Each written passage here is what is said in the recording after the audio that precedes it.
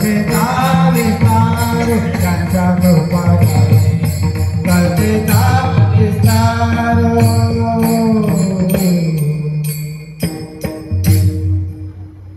एकनाथ भाऊच्या विषयी जर बोलायचं झालं, त्यांचा इतका प्रेमळ स्वभाव,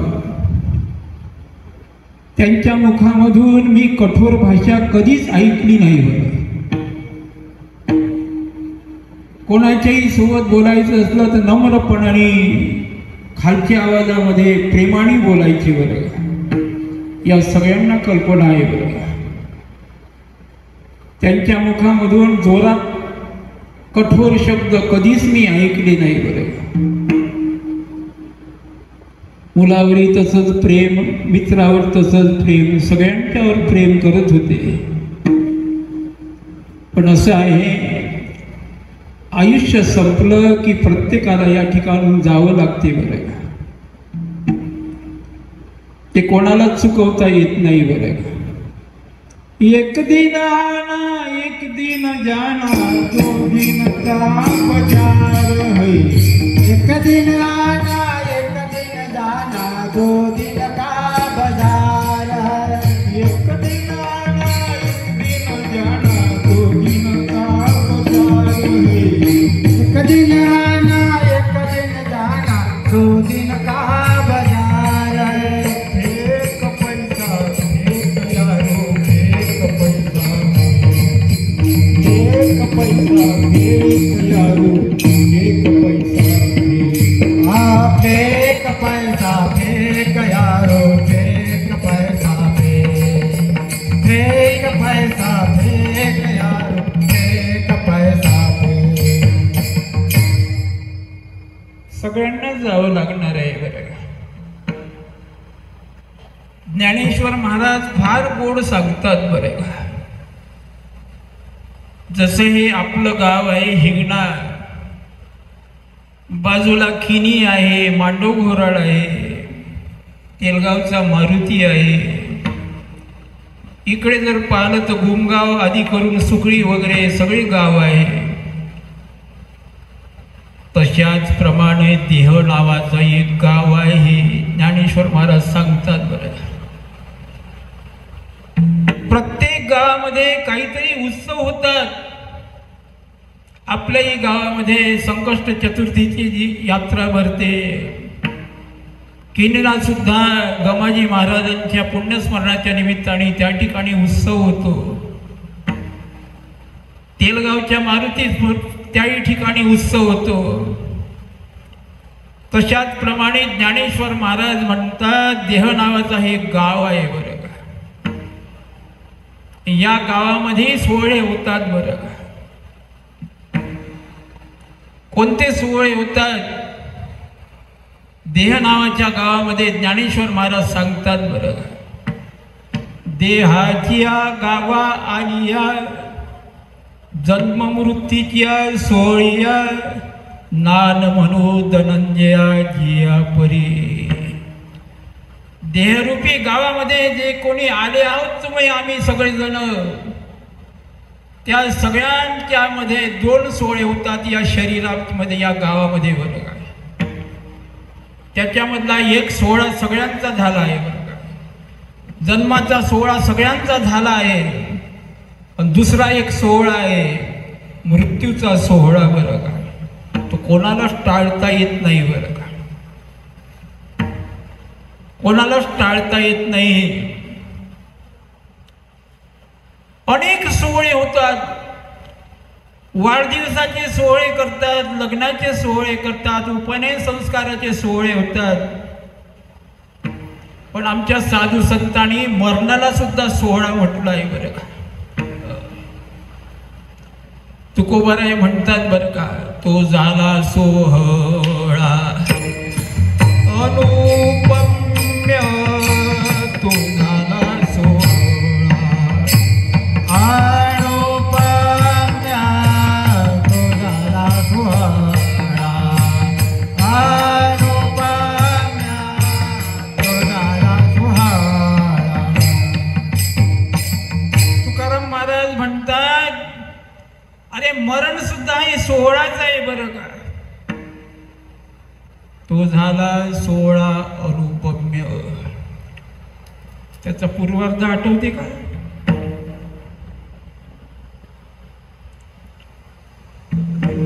माझ्या पाठातच आहे पण वेळेवर येणार नाही बरं.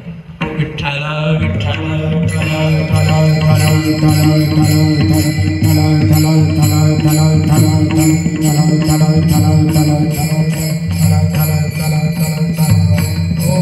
नाही आठवणार वेळेवर. तो झाला सोहळा अनुपम्य. मरण सुद्धा एक सोहळाच आहे बरं का. तुम्ही म्हणाल मग आम्ही तुम्ही तुमचं काय काच बरं का. याच्यासाठी ऐकायचं आहे. तो जो सोहळा आहे ना तोही तुमचा होणार आहे बरं का. मला मरणच येणार नाही असं जर कोणाला वाटत असेल तर हातवर करा बरं. कोण हातवर करते तर मी इथे आलो ना तर मी मरणारच नाही बा. तुम्ही करता हातवर तुम्ही. कारण हा सोहळा सगळ्यांचा होणार आहे बरं का. उपजेते नाशे नाशले पुनरपी दिसे हे घटिका यंत्र जैसे परिभ्रमेगा. तो जन्माला आला त्याला एक दिवस मरावं लागणार आहे बरं का. पण तो कसा मरतो त्याचं आयुष्य कसं गेलं याच्याकडे लक्ष द्यायचं बरं का. केव्हा मरण येईल हे सांगता येत नाही. ज्ञानेश्वर महाराज फार गोड लिहितात बरं का. हे काळा नळाचे तोंडी घातली लोणियाचे उंडी माशी पांख पाखडी तव हे सरे.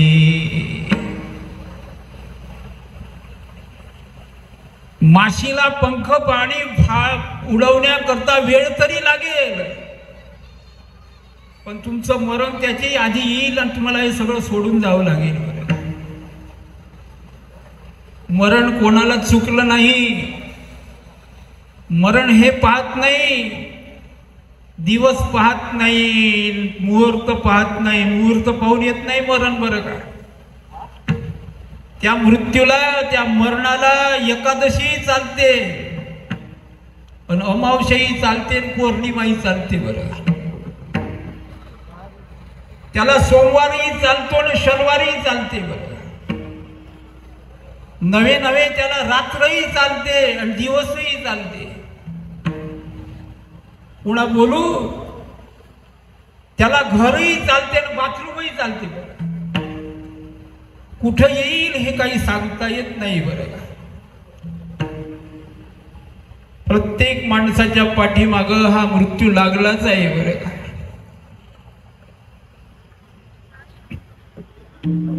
एका गावामध्ये एक मनुष्य होता. दृष्टांत सांगतो म्हणजे तुमच्या सगळ्यांच्या लक्षात येईल. तो जीवनाला कंटाळला आणि त्यांनी ठरवलं आत्महत्या करायचं बरं का. 8 दिवस पर्यंत विचार करत राहिला कशा रीतीने आपण मरायचं बरं का. विष पिऊन जर मेलो आणि विष जर चांगलं प्रभावी जर नसलं तर त्या विषाने सुद्धा मी मरणार नाही. पुन्हा विचार केला अंगावर राखेल टाकून घ्यायचं आणि पेटवून घ्यायचं बरं का पण आपण आत्महत्या करायची. पुन्हा त्याच्या मनामध्ये विचार आला समजा राखेल टाकलं आपल्या जाळूनही घेतलं 70% जळलं आणि 30% नाही जळलं तर पुन्हा वाचू आपण. पुन्हा विचार करतो विहिरीमध्ये आपण जीव देऊ बरं का. पण विहिरीमध्ये जीव देण्याकरता गेलो आणि कोणी जर पाहिलं तर आपल्याला तिथूनही बाहेर काढेल.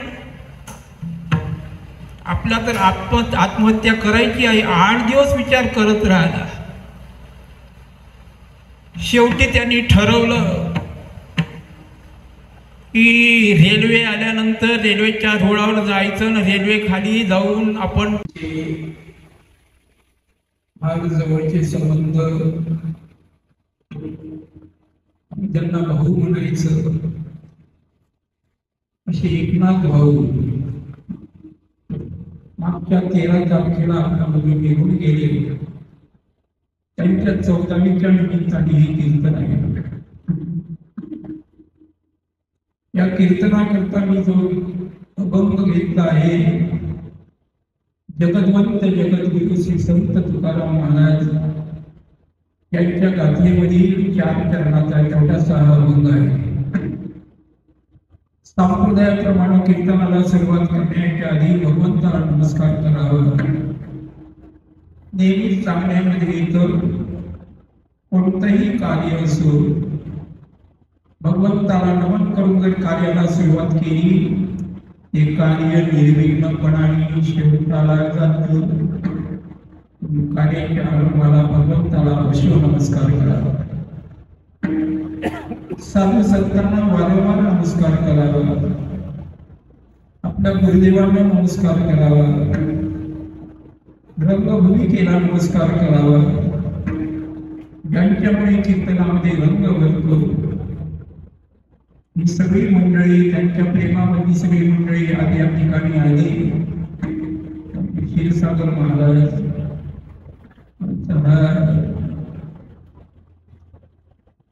किशोर, त्याचप्रमाणे हे महाराज, हे महाराज, हे महाराज, त्यांच्यासोबत त्यांचं आयुष्य गेलं. त्याही दिवशी अंत्यक्रियेला ही सगळी मंडळी होती. वास्तविक पाहता हे कीर्तन आहे ना, हे कीर्तन त्यांच्याच कडून त्यांच्याच मार्फत व्हायला पाहिजे. तुम्ही त्या दिवशी कीर्तन घ्यायला आले माझ्याकडे क्षीरसागर महाराज आठवलं. मी म्हटलं त्यांच्यासोबत तुमचं आयुष्य गेलं, त्यांच्या बाबतीत तुम्हाला जास्त माहिती आहे, तुम्हीच चांगल्या रीतीने तुम्ही बोलू शकता, तुम्हीच कीर्तन करा. आम्ही हजर राहतो. ते म्हणाले नाही, माझं तुमचंच कीर्तन झालं पाहिजे. त्यांच्या आग्रहाखातर या ठिकाणी उभं झालं. सगळ्या टाळकरी मंडळीला नमस्कार. इकडले सगळ्यांना नमस्कार. या ठिकाणी या कीर्तनाकरता जागा मिळाली नसती, इतका समाज आला असता. पण या लोकांनी पत्रिकेमध्ये कीर्तन काही टाकलंच नाही. बाकीच्या लोकांना माहीतच नाही, घरच्याच लोकांना माहीत नाही. हेच तर उशिरा आले. त्याच्या घरातलेच माणसं, कोणालाच माहित नाही की 10 ते 12 कीर्तन आहे म्हणून. नाहीतर त्याच्यामध्ये नुसतं एक रेष जरी लिहिली असती की 10 ते 12 कीर्तन होणार आहे त्या पत्रिकेमध्ये, समाज या ठिकाणी मावला नसता. याही कोणी सांगितलं माहित नाही हे कसे आले. मी म्हणजे तुम्हीच राहा, हे काही आमच्या गावाची मंडळी आहे, मला कोणी सांगायला आलं तेव्हा आजही कोणी भेटीला आलं नाही. 10 ते 12 कीर्तन आपण गेलं पाहिजे. 10 वाजता निघालो. जशी होईल तशी सेवा करण्याचा मी प्रयत्न करतो. विठ्ठला विठ्ठला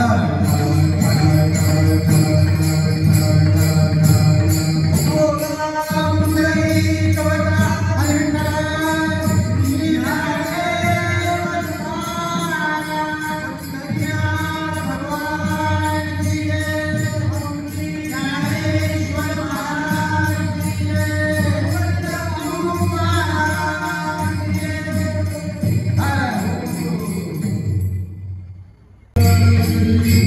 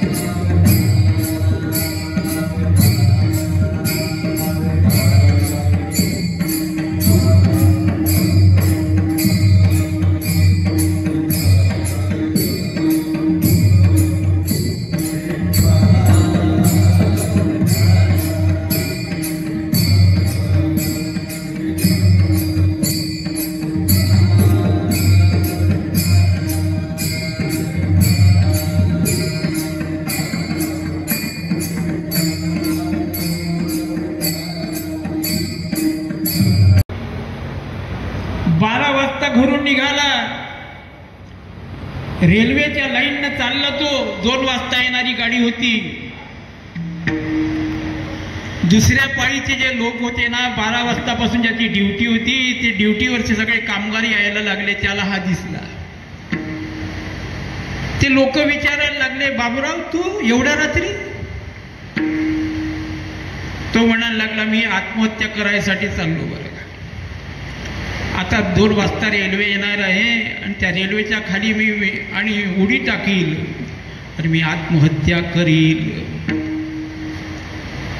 ते गावातले लोक म्हणायला लागले, तुला आत्महत्याच करायची आहे ना, मग हे हातामध्ये काठी बॅटरी घेऊन का चालला बरं का. तो म्हणायला लागला, रस्त्यामध्ये एखादी साप किंवा जर विंचू दिसला ना, त्याच्यासाठी काठी घेतली, सापाला मारण्यासाठी म्हणून बॅटरी घेतली बरं का.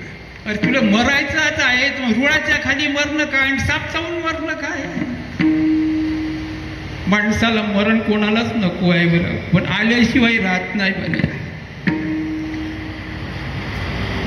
एक मुंबईची गोष्ट तुम्हाला सांगतो. गीतेमध्ये सुद्धा भगवान कृष्ण परमात्म्याने 18 अध्यायापर्यंत त्या अर्जुनाला हाच बोध दिला बरं. भगवान कृष्ण परमात्म्याने ही गीता अर्जुनाला सांगितली. व्यास कृपेने त्या संजयाने हीच गीता त्या धृतराष्ट्राला सांगितली बरं का. शेवटी धृतराष्ट्र संजयाला म्हणतो, संजय मला तुला एक विचारायचं आहे रे, तुला हे ज्ञान मोक्ष हे मला सांगू नको, मला हे सांग, त्या रणांगणावर माझे 100 मुलं आणि पांडवांचे त्या पंडुराजाचे 5 मुलं रणांगणामध्ये गेले आहे, त्याच्यामध्ये कोण जगणार आणि कोण मरणार हे मला सांग बरं. संजय विचार करायला लागला, अरे हा राजा आहे, आपण त्याचं नौकर आहोत बरं का, आपण त्याचे आश्रित आहोत आणि आश्रित माणसाला आणि ज्ञान सांगण्याचा अधिकार राहत नाही, तरी हा राजा विचारतो आहे आपल्याला काय सांगावं बरं का. संजयाने खूप विचार केला आणि सुंदर असं त्याला उत्तर दिलं बरं का. तो म्हणतो, राजा ज्याचं आयुष्य उरलं आहे ना तो जगेल बरं का, आणि ज्याचं आयुष्य संपलं तो मरेल बरं का. असं नाही सांगितलं त्याला, दिसत होतं सगळं कौरव मरणार आहे, पण कौरव मरेल पांडव जगेल हे नाही सांगितलं त्याला. ज्याचं आयुष्य शिल्लक आहे तो जगेल आणि ज्याचं आयुष्य संपलं तो मरेल बरं का. केव्हा केव्हा कसं काही मरण येईल हे सांगता येत नाही बरं. जे गुरुवर्य बाबाजी एक दृष्टांत सांगायचे. मुंबईमध्ये एक ग्रहस्थ जीवनाला कंटाळला आणि त्याला असं वाटलं, हे जे मोठा जाय आहे ना आपल्या नागपूरलाही आहे, जसा मोठा त्या रेल्वे स्टेशनपाशी मोठा पूल आहे, वरून खालून गाड्या जातात, तशाप्रमाणे उंच असा तो पूल होता बरं. खालून रस्ते होते, वरून गाड्या जायच्या. त्याला असं वाटलं वरून खाली उडी टाकायची आणि इथंच मरायचं बरं. गेला तो वर आणि त्या वरून त्याने उडी टाकली खाली बरं का.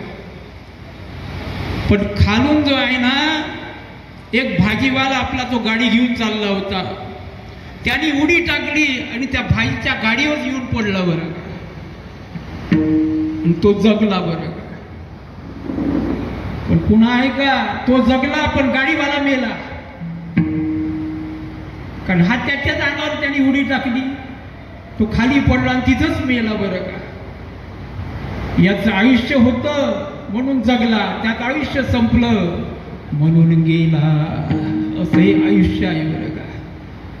तुकाराम महाराज म्हणतात, या काळाचा महिमा कसा आहे काही सांगता येत नाही, ते अभंगाच्या पहिल्या चरणात सांगतात. किती या काळाचा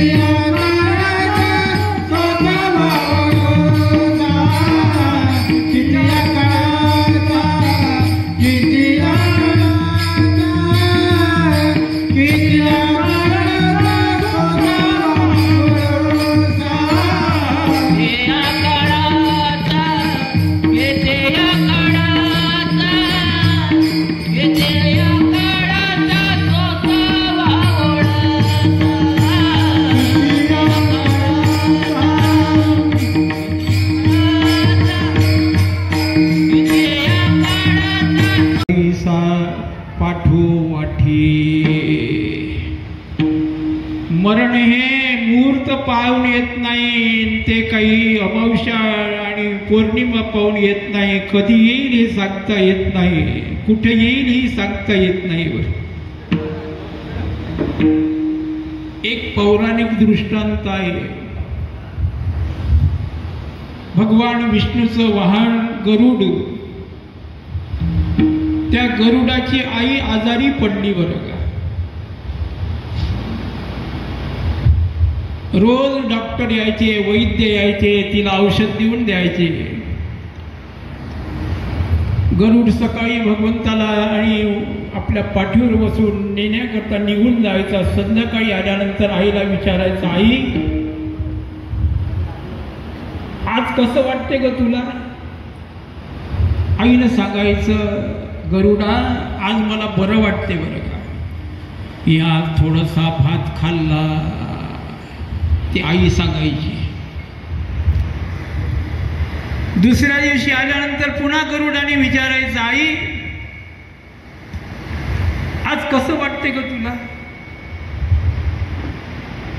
ती म्हणायची, आज मी थोडीशी पोळी पण खाल्ली बरं का.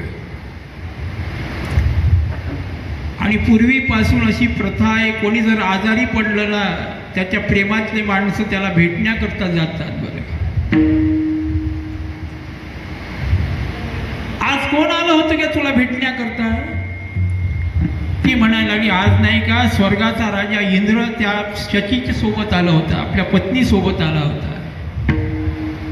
चांगला बोलला माझ्याशी, निघून गेला बरं का. दुसऱ्या दिवशी विचारलं पुन्हा, का ग कसं वाटते आज. मला बरं वाटते बरं. आज कोण आलं होतं ग. ती म्हणाली, आज नाही का स्वतः शंभू महादेव आले होते. माझी विचारपूस केली पण निघून गेले. रोज त्याने विचारायचं, आज कोण आलं होतं, आज कोण आलं होतं. तिसऱ्या दिवशी विचारलं, आई कसं वाटते ग तुला. आज एकदम चांगलं वाटते बरं. आज कोण आलं होतं. तुझा मित्र नाही का तो हनुमान, तो हनुमान आला होता माझ्या भेटी करता बरं. माझ्याशी चांगला बोलला, निघून गेला बरं का. रोज त्याने विचारायचं आपल्या आईला. पण एक दिवस पुन्हा तो आला आणि पुन्हा विचारायला, आई आज कसं वाटते ग तुला. ती म्हणायला लागली, एकदम चांगलं वाटते रे.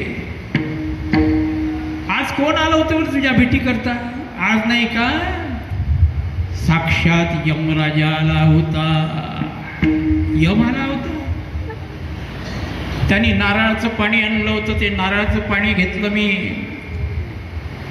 तुझ्याशी काही बोलला तो. मला काहीच बोलला नाही बरं. पण जाता जाता तो माझ्याकडे पाहून हसला बरं का. गरुडाला असं वाटलं का आता आपल्या आईचं काही बरं नाही बरं. जाता जाता तो हसला. आज त्यानं आपलं घरही पाहिलं.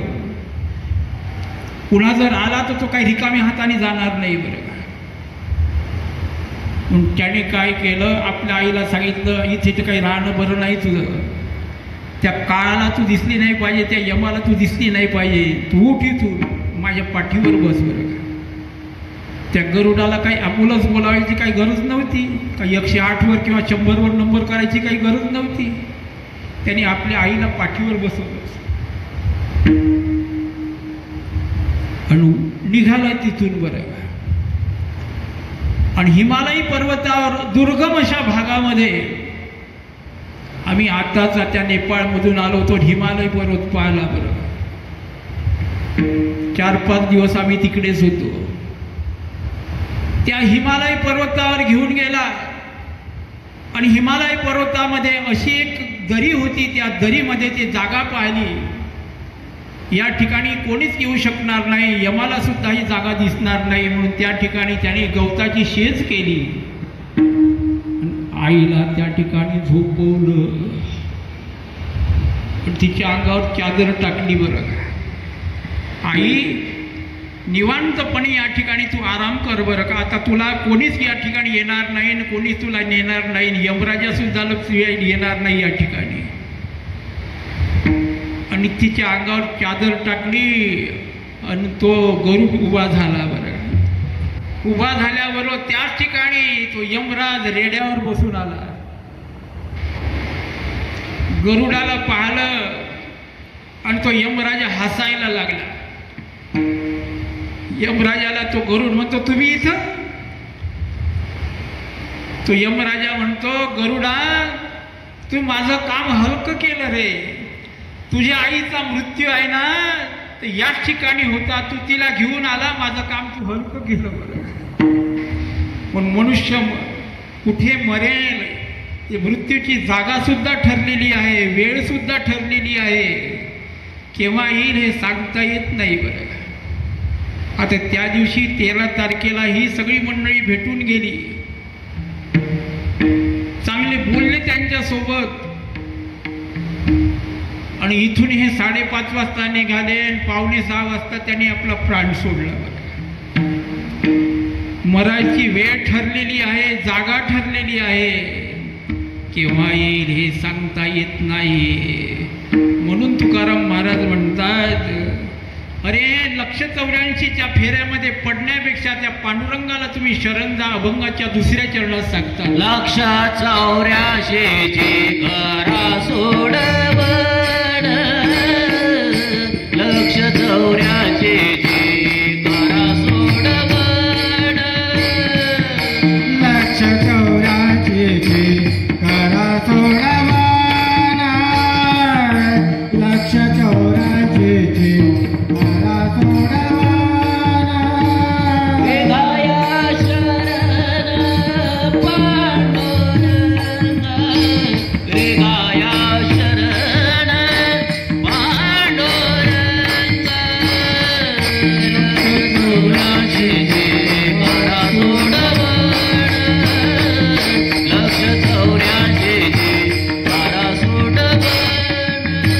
वेगाया शरण पांडुरंग, वेगाया शरण पांडुरंग, 184चे करा सोडवण, 184चे करा सोडवण. तुकाराम महाराज म्हणतात, अरे मेल्यानंतर 184 योनीमध्ये फिरत फिरत पुन्हा पुन्हा जन्माला यावं लागते, पुन्हा मरावं लागते, पण भगवंताला पांडुरंग परमात्म्याला शरण जा. बरं का, पण काही वेळेला आपण पाहतो ना, मनुष्य चुकीचंच बोलतो. बरं का, कसा चुकीचं बोलतो मी तुम्हाला विचारतो,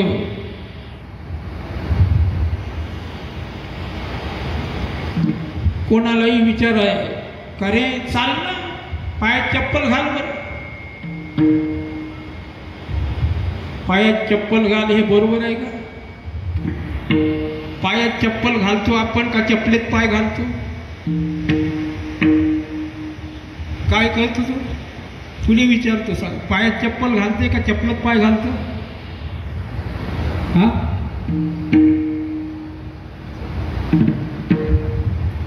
अंगात सदरा घाल, अंगात सदरा घालतो का सदऱ्यात अंग घालतो? डोक्यात टोपी घाल, डोक्यात टोपी घालतो का टोपीत डोकं घालतो? पण उलटच बोलतो. बरोबर, तुकाराम महाराज म्हणतात तशाच प्रमाणे म्हणतात. बरं, अरे हा जो जीव जन्माला आला ना, पण पेपरमध्ये वाचतो अमुक अमुक तारीख अमुक अमुक दिवशी यांना मृत्यू आला, असंच वाचतो ना. या दिवशी या तारखेला इतके वाजता यांचा मृत्यू आला किंवा मृत्यू झाला. महाराज म्हणतात मृत्यू येत नाही, तो सोबतच राहतो बरं का. आणि तेच अभंगाच्या 3ऱ्या चरणात सांगतात बरं का. उपजला पिंड मरण सांगते, उपजला पिंड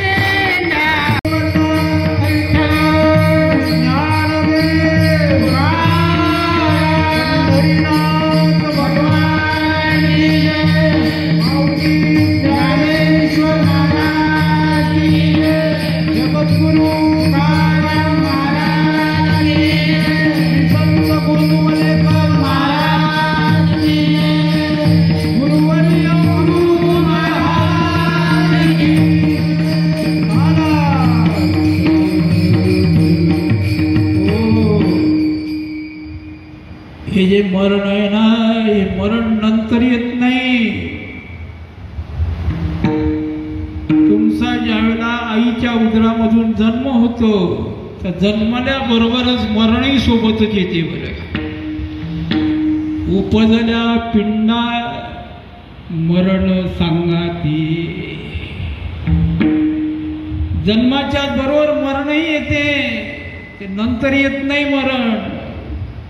आधीच ठरलं आहे ते. मरते उपजते सवेची ते. जन्माच्याही सोबत आहे, मरायच्या वेळा सोबतच आहे तुमच्या. नंतर येत नाही बरं का. एका गावामध्ये एक ब्राह्मण होता, खूप विद्या शिकला, पंडित झाला, सगळ्या विद्या ग्रहण झाल्या. त्याला असं वाटलं या विद्येच्यामुळे मला काहीतरी अर्थप्राप्ती झाली पाहिजे, काहीतरी पैसा मिळाला पाहिजे. खेड्यामध्ये राहणारा तो ब्राह्मण होता. त्यांनी असं ठरवलं, राजदरबारी जावं आणि राजाच्या समोर आपल्या विद्वत्तेचं प्रदर्शन करावं. आणि राजाकडे जर नोकरी मिळाली तर तिथेच आपण नोकरी करायची, असं त्यांनी ठरवलं. प्रवास करायचा म्हणजे त्यावेळेला काही गाड्या घोड्या नव्हतं, रोड नव्हते, काही नाही. म्हणून त्याने आपला सोबत जेवणाकरता शिदं घेतलं, पायदळच निघाला बरं का. राजाचं राज्य लांब होतं. रस्त्यामध्ये कुठल्या ठिकाणी जर मुक्काम झाला तिथे स्वयंपाक करायचा, जेवण करायचं, पुन्हा 5-25 किलोमीटर पुन्हा चालायचं, संध्याकाळ झाली की तिथं आराम करायचा. अशाप्रमाणे प्रवास करत करत निघाला. एका भीषण अशा जंगलामधून त्याचा प्रवास होता. मागं नाही, पुढे नाही, कोणीच नाही, एकटाच चालून राहिला. भयानक जंगल होतं. त्या जंगलामधून एकटाच जाऊन राहिला. त्याच्या कानावर आणि अशा त्या ट्रापाचा आवाज आला. म्हणून त्याने पाठीमागं वळून पाहिलं. असा धुळीचा लोट असा तो उसळत होता. धुळीचा लोट असा आकाशामध्ये उसळत होता. त्याने निरखून पाहिलं, एक घोडा आहे ना, तो उधळत तो धावत धावत येत होता बरं का. त्याच्या पावलाने त्याचे धूळ उडत होती. त्याला असं वाटलं याच रस्त्याने येऊन राहिला तो घोडा. त्याच्या आतमध्ये जर आपण सापडलो तर आपण गच्छंती झाल्याशिवाय राहणार नाही, आपण मरण आल्याशिवाय राहणार नाही. तो बाजूला झाला, रस्त्याच्या बाजूला झाला. समोर पाहतो घोडा पुढे निघून गेला. 100-150 फुटावर दुसरा एक मनुष्य जात होता. त्याला असं वाटलं हा घोडा उधळत चालला, हा माणूस आहे पुढे, याच्या अंगावर जर घोडा जर गेला तर हा मेल्याशिवाय राहणार नाही. त्याने आवाजही दिला. घोडा पुढे धावतो आहे आणि पुढे गेल्यानंतर तो घोडा आहे ना, तो वाघ झाला बरं. घोड्याचा वाघ झाला. पण तो समोर जो माणूस चालला होता ना, त्याच्यावर झडप घातली त्यानं. पण त्याचं नरडच फोडलं, त्याला मारून टाकलं बरं. हा स्वतः पाहत चालला होता, त्याला मारलं त्या वाघाने, वाघ तिथून परत निघाला बरं का. पण धीम्या पावलानं असं हळूहळू हळूहळू चालू होते, याच्या जवळ आला. याला असं वाटलं आता आपल्याला काही खरं नाही बरं का. पण अशा वेळेला मनुष्य काय करतो, देवाचं नाव घेतो बरं का. त्या नामस्मरण करायला सुरुवात केली, रामरक्षा म्हणायला लागला तो बरं का. आणि असं जर संकट जर आलं ना तर माणसाने काय करायला पाहिजे, देवाचं नाव घ्यायला पाहिजे बरं का.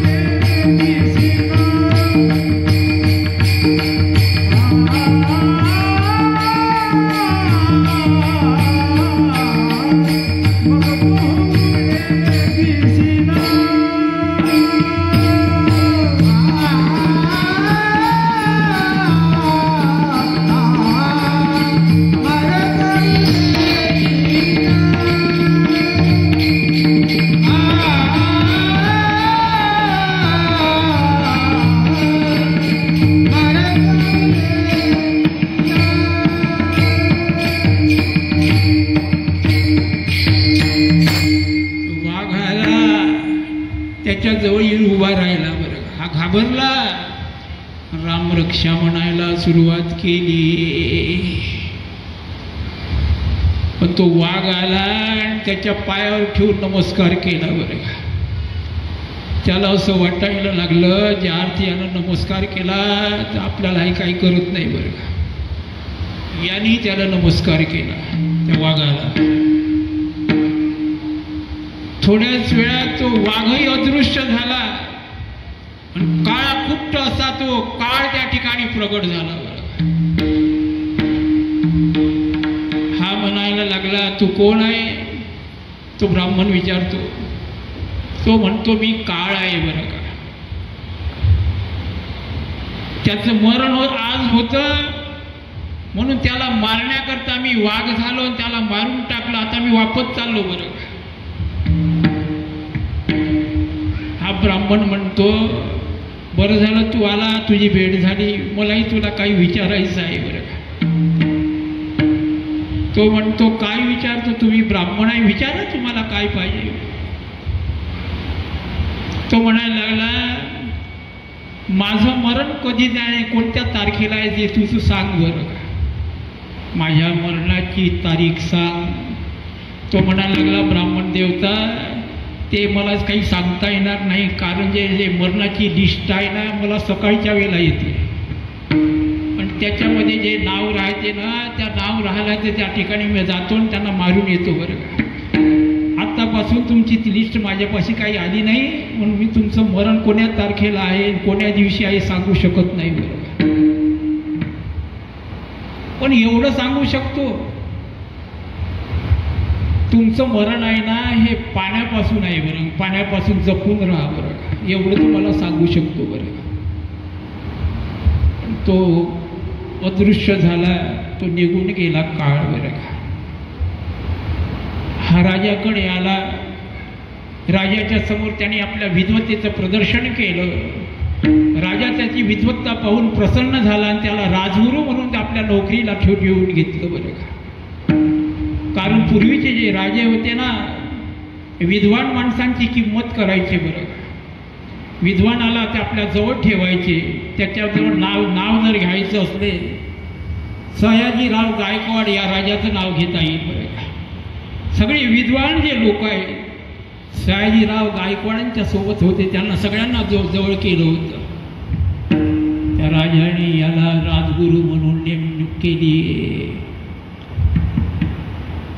बरेच दिवस निघून गेले, 20-25 वर्षाचा काळ निघून गेला.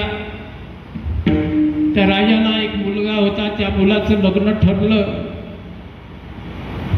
तारीखही काढली, याच ब्राह्मणाने त्याची लग्न जुळून दिलं, सगळे मुहूर्त काढून दिला, लग्नाची सगळी आणि तयारी सुरू झाली. आणि एक दिवस तो राजा ब्राह्मणाकडे आला आणि म्हणायला लागला, ब्राह्मण बुवा, माझ्या मुलाचं या तारखेला लग्न आहे, तुम्हाला आमच्यासोबत लग्न करता यावं लागेल. हा ब्राह्मण म्हणायला लागला, राजा साहेब एवढं मला माफ करा, मी काही त्या तुमच्या लग्नाला येऊ शकत नाही बरं. खूप खोदून विचारलं, काय येऊ शकत नाही, काय अडचण आहे तुम्हाला? हा काही सांगत नव्हता. राजाने खूप आग्रह केला, काय अडचण आहे ते तर सांगा. तो म्हणायला लागला, तुमचं राज्य आणि जिथली पोरगी मागितली ते राज्य, त्याच्या आतमध्ये रस्त्यामध्ये काय नदी आहे, नदीची भीती आहे. कारण माझं जे मरण आहे ना, त्या काळानं मला सांगितलं तुम्ही पाण्यापासून जपून राहा. म्हणून तो ब्राह्मण आहे ना, आंघोळ जरी करत होता ना तर लहानच्या लोट्याने पाणी टाकायचं. एवढंच नाही तर पाणी पित होता ना तर चमच्याने पाणी पित होता, न जाणून ठसका गिसका लागला तर मरून जाईल. चमच्याने पाणी प्यायचं, व इतका घाबरायचा पाण्याला. तो म्हणाला, राजा दोन्ही राज्याच्या मधामध्ये नदी आहे आणि मला नदीपासून भीती आहे, मी म्हणून येऊ शकत नाही बरं. राजा म्हणाला, एवढंच? अरे उद्याच्या उद्या मी त्या ठिकाणी लाकडाचा पूल तयार करतो, तर मग तुम्हाला काही अडचण नाही ना, आपण वरून जाऊ बरं का. राजा बोले, दळ हा नाही बरं, एका दिवसात पूल तयार झाला बरं का. तो ब्राह्मण म्हणाला, राजा मग पुलावरून जायचं आहे ना, मग काही अडचण नाही बरं, मी येतो तुमच्यासोबत. लग्नाची तारीख जवळ आली आणि राजाला त्या ब्राह्मणाकडे गेला आणि म्हणाला, ब्राह्मण बुवा, आम्ही सगळे जे नाही, सगळे नवरदेव बाकीची सगळी मंडळी, आम्ही लवकर जावं लागेल म्हणून आम्ही 2-4 दिवसाच्या आधीच निघतो बरं का. तुम्ही मागावून या, तुमच्यासाठी मेना ठेवतो, तुमच्यासाठी सेवा करण्याकरता या ठिकाणी शिपाई ठेवतो, जेवण्या घेवण्याची सगळी व्यवस्था तुमचे शिष्य करतील, तुम्ही 2-4 दिवसाच्या मागून तुम्ही आमच्या मागून या बरं का. राजा आपल्या मुलाला आणि सगळ्या नातेवाईकांना घेऊन निघून गेला. पण 2-4 दिवसाच्या नंतर मागवून हे ब्राह्मण बुवा त्याच्या मेण्यामध्ये बसले आणि ते मेना घेऊन चालणारे शिपाई, ते बाकीचे सेवा करणारे त्यांच्यासोबत जाऊन राहिले बरं. 1 दिवस झाला, 2 दिवस झाले, 3 दिवस झाले.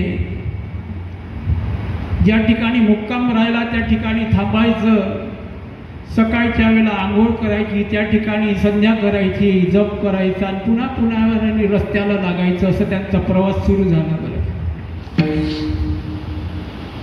जाता जाता एका ठिकाणी त्यांचा मुक्काम झाला, आंघोळ झाली आणि संध्या करण्याकरता बसले. तेवढ्यात दुसऱ्या एका राज्यातला एक प्रधान आला आणि ते प्रधानाने येऊन त्यांना नमस्कार केला बरं का. श्री संताच्या माथा चरणावरी साष्टांग हे करी दंडवत, नमस्कार केला ब्राह्मण बुवाला. आणि तो प्रधान म्हणायला लागला, राजा ब्राह्मण बुवा मी अमुक अमुक राज्याचा मी प्रधान आहे बरं का. आमच्या राजाने देवाला नवस केला होता, पण त्या नवसाप्रमाणे त्यांना आणि त्याप्रमाणे सगळं काही घडलं बरं का. आणि राजाने असं कबूल केलं होतं, माझ्या मनाप्रमाणे जर हे सगळं घडलं ना तर हत्तीच्या भारोभार मी सोनं एखाद्या ब्राह्मणाला दान करीन बरं का. पण त्या राजाने तुमच्याकडे मला पाठवलं, तुम्ही ते सोनं घ्या आणि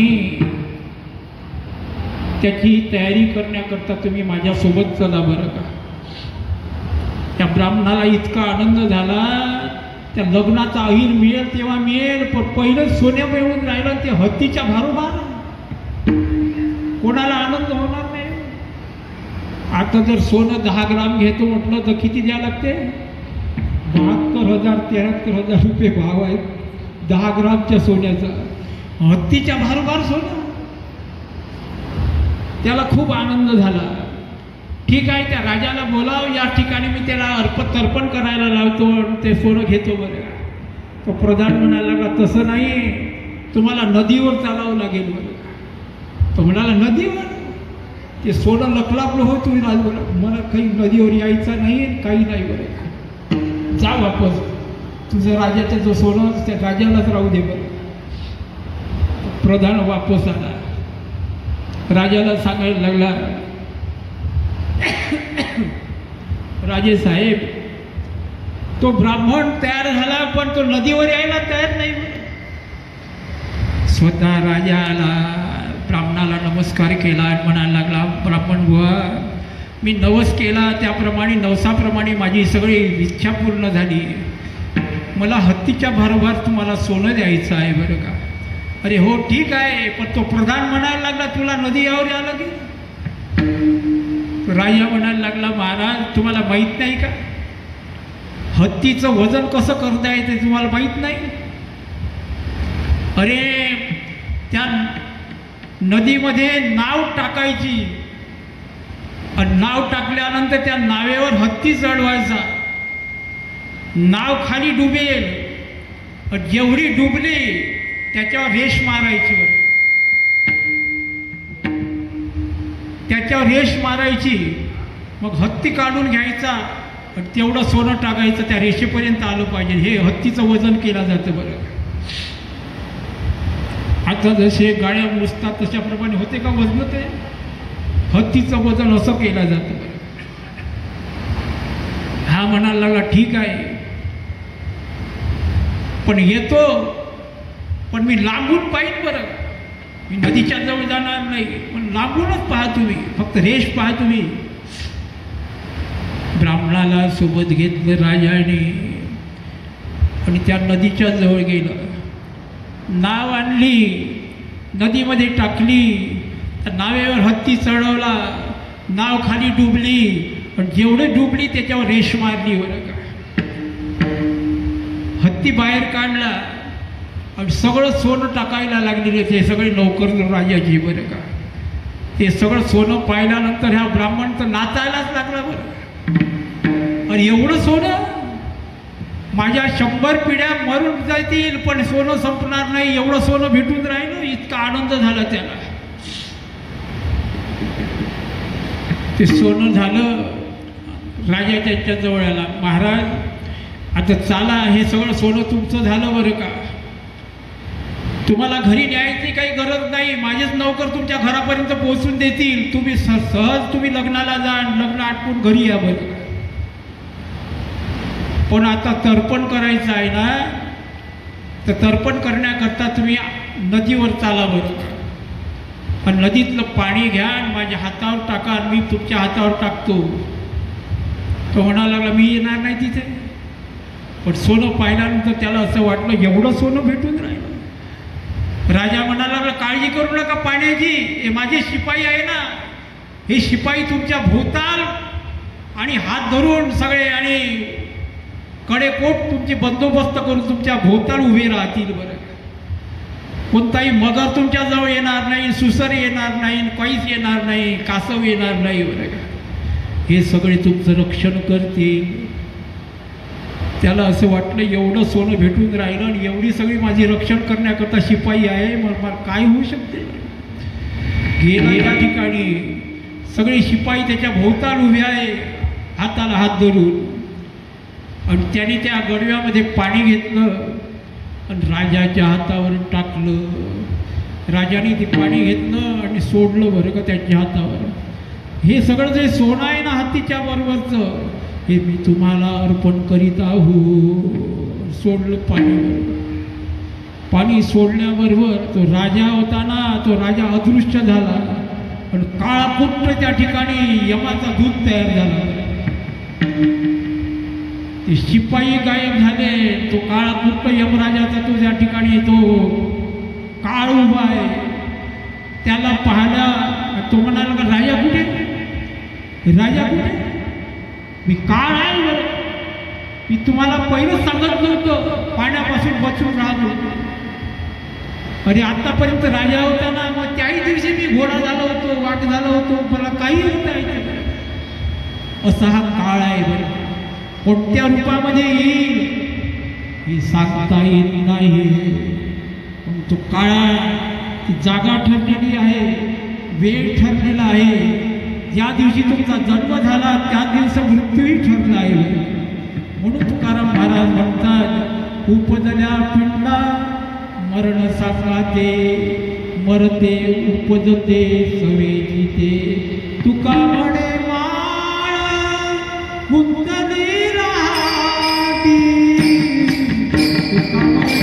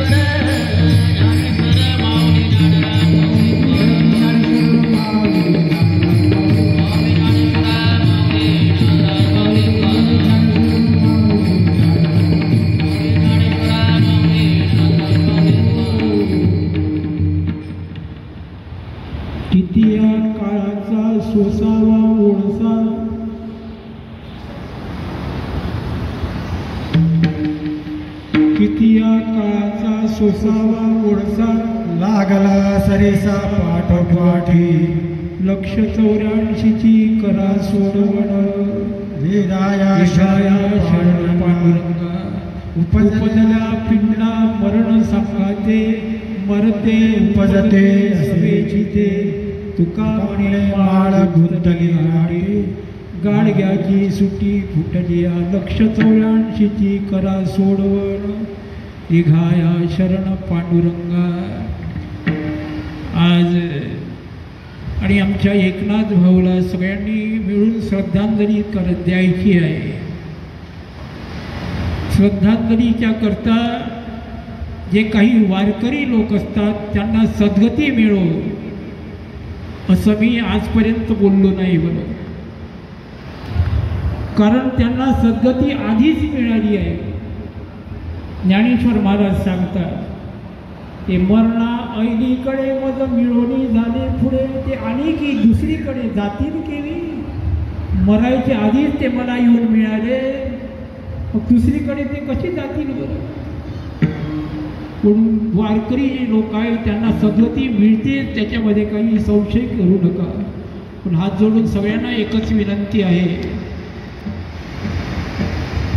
त्यांच्या कुटुंबातल्या लोकांना, त्यांच्या नातेवाईकांना जे दुःख झालं ते दुःख सावरण्याची भगवंताने त्यांना शक्ती देवो.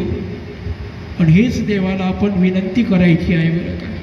पण सगळेजण आणि श्रद्धांजली करता कोणी जाग्यावर उठू नका, खालीच बसून राहा. आम्ही समोर म्हणतो, पाठीमागून सगळ्यांनी म्हणावं बरं का. भगवंताचं नामस्मरण 2 मिनिट करा फक्त बरं का. विठ्ठल विठ्ठल विठ्ठल विठ्ठल विठ्ठल विठ्ठल विठ्ठल विठ्ठल विठ्ठल विठ्ठल विठ्ठल विठ्ठल विठ्ठल विठ्ठल विठ्ठल म्हणा सगळे. काहीच आवाज नाही येऊन राहिला तुमचा, तोंड नाही निघून, बोलता येत नाही. अरे तुमच्याच कामी येणार आहे हे. विठ्ठल विठ्ठल विठ्ठल विठ्ठल विठ्ठल विठ्ठल विठ्ठल विठ्ठल विठ्ठल विठ्ठल. थांबा, पाणी नको आणू, बोला.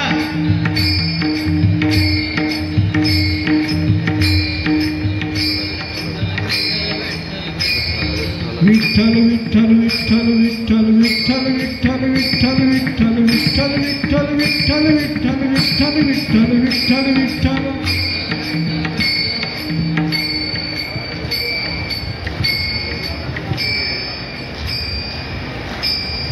विठ्ठल विठ्ठल विठ्ठल विठ्ठल विठ्ठल विठ्ठल विठ्ठल विठ्ठल विठ्ठल विठ्ठल विठ्ठल विठ्ठल विठ्ठल विठ्ठल विठ्ठल विठ्ठल. टाळी वाजवा, टाळी. विठ्ठल विठ्ठल विठ्ठल विठ्ठल विठ्ठल विठ्ठल विठ्ठल विठ्ठल विठ्ठल विठ्ठल विठ्ठल विठ्ठल विठ्ठल विठ्ठल.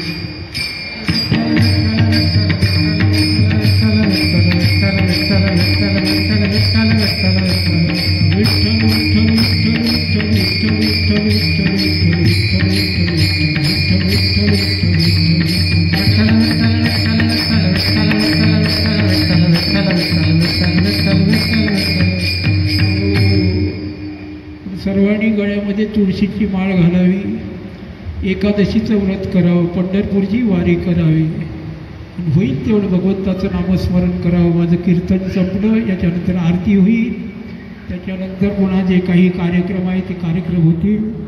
सगळ्यांना या ठिकाणी जेवण मिळेल. होईल तेवढं नामस्मरण करा. ते कसं करायचं? विठ्ठल जय जय